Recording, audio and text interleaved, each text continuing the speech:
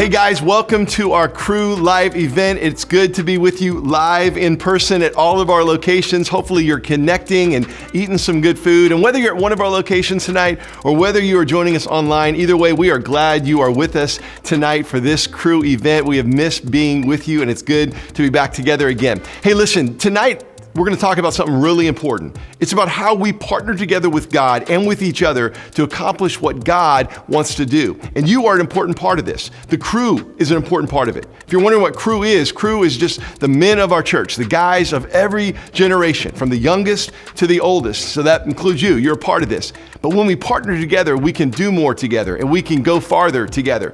And one of the ways that we do that is by the way we serve together on the Dream Team. And so our campus pastors spent some time talking with the guys across all of our different campuses. And I want you to lean in and listen to how they are finding true fulfillment as they're giving themselves to something bigger. Watch this. So before serving, you don't even know what you're missing out on. You have no idea. And as you serve and you grow, it opens up that door for God to just show up and to show off. A door that would have never been opened up before. But now that that's opened, just possibilities, they magnify. And I've met great people in there, people I still talk to this day, and just other assets of your life. Doors open up and you can't count it together. Dominoes fall that you would have no idea that would have ever fallen, and it's all glory to God. So there's a couple kids in the buddies that I've been with for a while now, and I mean, just when they're walking in with their parents 30, 40 feet away and they see you, they let go of their parents' hand and they come running right up to you for a big hug on an early Sunday morning. And you might be feeling down that day or depressed or just, it was a bad week, and like you see that kid running up to you with a smile on their face, it just, all of that fades away. And as much as you're pouring into them, they don't even realize it, but the impact they're having on you is just as great. And so there's been a couple Sundays where I haven't been able to serve because of work or whatnot, and it's not the same. You're missing something deep down, and that spiritual connection with the children. I can't really put it in the words. You just have to feel it for yourself, man. The reason I serve is, I want to be able to connect with God. I think that 4 years ago, I was sitting in this very room and I heard Pastor Todd talking about how we're called to serve. And it resonated to me that in order for me to grow in my relationship and get closer, I needed to, be more involved and be active.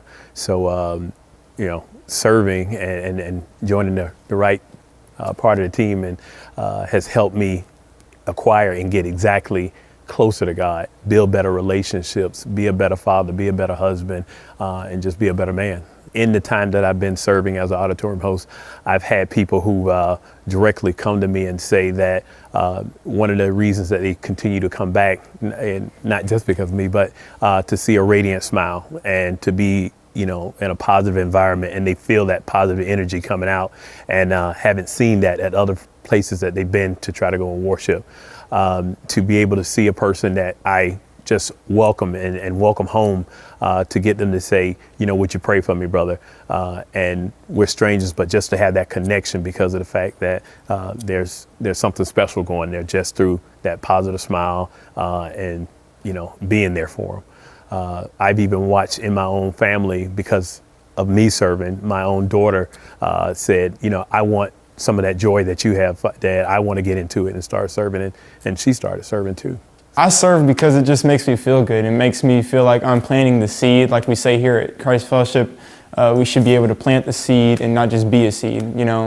The main way I serve is right here in the mix. This past Sunday, we had a question where it was the presence of God. Have you ever had a time where you didn't feel it there? And we had one or two students who said that there was a big struggle in their life where they were feeling sick or where they were having problems in their family where they didn't feel that God was there or that they prayed to Him and they didn't get an answer back. And so I had to tell them that I had struggles in my life too. I had problems where my family came close to being really injured, and the way to overcome that is by knowing that God's always there, and that through my mother I felt God. That even if you don't feel God with you, God's pushing through someone else to you. And it just, going through the mix is one of the best things I've ever done, because I've seen so many of my students and my boys grow into like really good kids, and they're all serving and they're all doing really well. So you may feel like you don't have a place to serve. You may feel like man, they don't need me. They have all the people. I mean, there's an army in there. No, there's not an army in here. We have people who feel like God is pushing them to this one spot. And he's about to push you as long as you accept it. And if you accept God's push, he's going to push you way farther than you think you will. He's going to push you out of your comfort zone and put you into a new one. I started serving at the age of about 14, 13, and man, I was so afraid in a lot of places. I led the journey, and I started to lead grown-ups, and that was really scary. I was a 15-year-old leading grown-ups. I wasn't prepared for that, but I did it. I went to Haiti in 8th grade. I wasn't prepared to even go on a plane yet. And my first time on a plane was going to Haiti. I mean, whoa.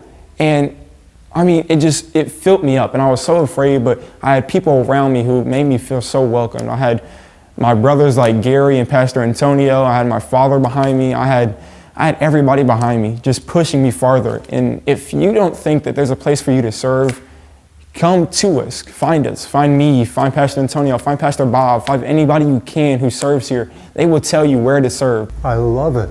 I serve at the door as a campus host. I greet the people. We used to shake hands. Now I give them an elbow bump. Okay, the kids especially appreciate that. Yeah, and sometimes someone will come in and say, "This is my first visit." I get to introduce myself. I get to learn their first name, and then I get to walk them to the sanctuary. I feel like I've got a new friend. It's all about love. You love on the people, and it comes back to you. It's so great. I love to serve. Okay, sometimes I feel a little awkward, a little nervous, but I love to serve because when you're in the Lord's will, it's just a wonderful feeling. I had a lady come in the door and she said, "My husband passed away last Tuesday." I said, "Would you like prayer?" She said, "Yes." We stepped aside, I prayed for her, and she was so grateful. You know, it's so great when you know you're in the Lord's will. For me, why I serve, I think comes down to purpose. I think we all, as Christians, as followers of Jesus, we are looking for that purpose. We are looking to see how we can be hands and feet of Jesus down in earth. And for me, it's been, I think the call was kind of come and serve with CF Kids, not only because I have the opportunity to spend time with my wife, that is always helping out on the marriage, but also be able to spend time with my 3 kids. I have 3 kids on my own, so, it's been kind of, kill 2 birds with 1 stone, being able to, serve and also spend that quality time with my family on Sundays, from being here. And besides, the CF Kids and being able to welcome families and, say hi to the kids and being able to see them every week and call them by their names. Also sharing with the guys on Thursdays, we used to have, basketball and just a couple of guys just meet up on a basketball court and just, do community. Well, mine is a little story of redemption. In my past life, I did a lot of taking, and I wanted to give back. It was time for me to give. Instead of take, now I'm in the spirit of give. And coming to Christ Fellowship, I was always encouraged to serve. I didn't want to be just one of those who just sat in church and left. I wanted to get involved. And I think I found my niche in serving. For me, it's just the joy of watching people come to church. You ever be that front line of welcoming them, watching them smile. I also appreciate it when newcomers come and I get to show them around. Just the joy in their face. They have that same feeling that I did where I feel like I'm at home. It started with when I devoted my life to Christ and started reading the Bible and reading the books of my Christian brothers, Matthew and John. I noticed how Jesus served. He didn't come to be served, he came to serve. And I've kind of taken that on. What can I do for you? How can I make your life more comfortable? And the thing about serving that a lot of people don't realize is that it actually helps the person serving more than those being served. So that's the biggest joy. Head of the volunteers for the facilities were so welcoming to me and so appreciative no matter what I did or whether I swept the floor or moved the board. And then the more I got to do it, the more my skills were needed and the more I could do. And the more I did, the better I felt. I not only felt at home with the service and the pastors, it was, next thing I'm volunteering. Here's old Joe who likes to be alone. who's fine in the closet by himself. And now that I'm retired, I kind of wait for Jim to call me, in case. I know it's horrible. I know for me it's easier because I'm retired now, but I've been retired since, I know I'm helping the church, but man, it's helping Joe a lot more and Joe's family. And it makes me feel good. And that's really why I do it. Because I'm needed and I feel good doing it. It's 2018, but I wasn't retired in the beginning. And I still did it, and I didn't feel cheated or I definitely got more than I gave. And that's one thing I can say. I mainly just serve, just so that I can impact the people that are in my life, the new people that are in my life, the kids, the students. It's just fun. I love it. I've been doing it since they were in 6th grade now, but I've been volunteer since I was in high school, and I was in 2015. So serving has just been something for me, like going out and impacting the students and the next generation so that they know that they have something for someone else, because they can be the seed for someone else. And honestly, being a role model for someone, they grow up to be another role model for somebody else, and they learn that from me. Everybody has a place here. So if you are a adult who doesn't feel like they can connect with a student, you never know until you try. I started out in 6th grade, so me thinking I would never be able to connect with any of these kids because they're in 6th grade, I honestly made that connection with them so well that it just transcended into now them being in 10th grade, that we talk to each other every day. We go over our Bible, we read everything, and we're just connected. We're like a family now at this point. And I don't want anybody to discourage anybody from serving in students because you don't think that you're not capable enough. There's a lot of people in the Bible that thought they weren't capable enough, and they overcame that and became what they thought they could never do. When I was doing photography, when I was drumming just for myself and kind of not doing it for the church necessarily, I was just doing it just to impress people and to impress man and just get that satisfaction and that approval of people. But when I started doing it for the kingdom, I just got a new revitalized purpose and a new just a new vision to see things and just a new way to do things. I kind of did them no longer for the world, but I just did it for God, and I just did it for I knew that I was making a difference by just doing taking what God gave me and just doing it for the kingdom. I just knew that there's just a new purpose, just a new outcome. Because I was going in one direction, and then switching and just doing it for the kingdom brought me into a new place and just changed my future. Because I really don't know what I would be doing now if I hadn't joined the worship team for students, or if I hadn't started doing photography for Christ Fellowship. As bad as COVID and the shutdown was, I was actually able to spend more one-on-one time with the student through virtual groups and speaking to him through Zoom and stuff like that. And I was able to spend time and just break down his walls and just kind of get to know him. And I just watched him grow from someone who was just going here on Wednesday nights because of their parents, and just watched him grow into someone who just loved being here and just participating and listening to the messages and taking notes. Because I took the time to have a personal relationship with them and just get to know them and just build the friendship. Lead a Zoom group or just to lead a group is to just pour back into people. I think that we have this faith meter that we come to church on Sunday and we fill up the tank, or at least we get the idea that we're filling up the tank. And when you serve, man, it's just it's a different level of filling up the tank when you've known that you have that impact on somebody, or you just being the vessel and God using you. There just isn't a feeling like it. And we've had someone in our group that was homeless, and everybody chipped in with gift cards and gas cards because they were in a situation where they were just struggling a little bit. And it was just amazing to see people come together and in the servitude of God and to just give to somebody with the heart, with an unconditional love. The best part about leading groups and investing in other guys' lives is just seeing God work. Is just less of me and more of Him. When when I'm leading and I know that I'm leading in the way that God wants me to lead, and I'm not leading in the way that Don wants to lead. And I might say something where I know, like, man, that really wasn't me. That was God speaking through me. And those moments when you know that God is using you like that are just incredible. You know, the idea of leading and being a leader and stepping out is just changing your philosophy from being a consumer to being a distributor.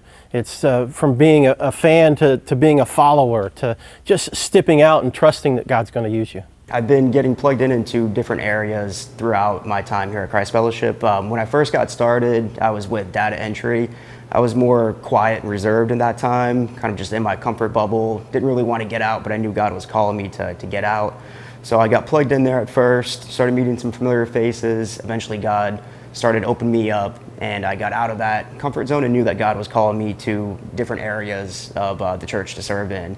So I got plugged in originally into CF Students, where I just started meeting with other younger kids, starting to get acclimated, making some more, friendly faces. And then eventually got plugged into CF Young Adults, started talking with more kids my age, talking about different hard topics that different kids are struggling with, stuff that I've struggled with in the past. And then eventually got plugged into hosting. Hosting is where I felt God was calling me the most, because there's so many different areas that you can host in with Christ Fellowship. You can start talking to people who are older, who are younger, who are new at the church, who have been here around for a long time. So you can kind of get that wisdom from the older people. You can start to try to plant new seeds in new believers, people that are just coming to church for the first time. You can talk with them and then eventually, plant that seed for God to use them. And it's just awesome to see all the different aspects of hosting where you can get involved in between, parking and hosting to, people coming in, greeting people, to coming out of the church and praying over them for their next week coming ahead. And then once they start coming back, you start to recognize those faces, and you start to make that relationship for God to build in the future to use and grow for later on. What motivates me to serve is to simply just invest in these kids, give them someone consistent. Growing up, I always had faith, but I never had consistency. I never had someone there beside me to be able to guide me, direct me in the right path. And I want to be able to be there for the kids. Whether it's Wednesday night at Students, but specifically too as well on Sunday in GK with the kids. I mean, these kids are my heart. I mean, they pour on love to me like there's none other, and I get to pour love back. So there's just that mutual love and respect, and we're all God's children, and we all need to be loved. To serve is such an amazing opportunity for me. Specifically on Sundays in GK, in elementary, I am at the first and second graders table, and it's so much fun. First thing in the morning, I got my cup of coffee in me, and I got the kids laughing, and they're just rambunctious, and they're all excited. They get me excited. But specifically, there are times where, we really get to connect, and that's what it's all about. And I had the opportunity to connect with two brothers, and, they didn't have a father figure. And every Sunday, I was able to be that consistent male figure for them, to show love and support and let them know, hey, I care for you. Someone cares for you. Just like Jesus loves us constantly, I'm able to love on them constantly. I was able to connect my kids with him and my wife with their mom. And, Sundays after church, we're at the park, riding bikes, playing around, and it's all by the grace of God and what happens within these walls that we're able to make a difference, right? We're able to be share our love and our peace with other people. We are Cru. We are Cru. We are Cru. We are Cru. We are Cru. We are Cru. We are Cru. We are Cru. We are Cru. We are Cru. We are Cru. We are Cru. Hey guys, I hope that you heard something tonight that really resounded with you. You heard some amazing stories of guys that are serving in all different areas. Man, they're serving in kids, they're serving in students, they're hosting services, they're serving behind the scenes or maybe out in front. But regardless, I hope you heard the why we're doing what we're doing and why guys are leaning in and serving and giving their time and their energy to something. It's because when we give ourselves to the things of God, it outlasts us. It's something that's going to last and echo through all of eternity, something that really matters. And I want you to know that there is a place for you on the Christ Fellowship Dream Team. Man, we need you. So I've heard people say before, man, church seems so big, you probably don't need me. Now, the truth is, our vision and our mission is so big, we desperately need you. We need you to step in and be a part of it. And so if you want to explore how you can get off the sidelines and get in the game and be a part of everything that God is doing through Cru as a part of Dream Team, man, you can text the word Cru to 441-441, and we'll get you some information about how you can jump in and be a part of the Dream Team, make a difference with your life. I tell you, there are things that you discover about yourself and about God and about life when you jump in and you serve others with your heart. So I'm proud of you, excited about this next season, and excited about seeing you jump in and be a part of our Dream Team. God bless.